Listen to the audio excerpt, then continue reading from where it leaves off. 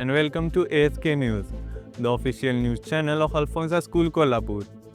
I am Mahendra Patil, bringing you today's special coverage of the Independence Day celebrations held at our school with great joy and patriotism. The 79th Independence Day was celebrated in the campus of Alphonsa School with pride and enthusiasm. The morning began with the grand flag hoisting ceremony. Our chief guest hoisted the national flag as the students and staff paid tribute to our beloved motherland. The national anthem echoed across the grounds, filling every heart with patriotic spirit.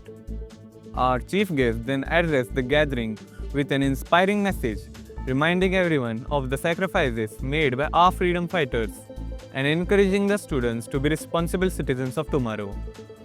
Students also participated with heartfelt patriotic songs and inspiring speeches, expressing their love for the nation and values it stands for.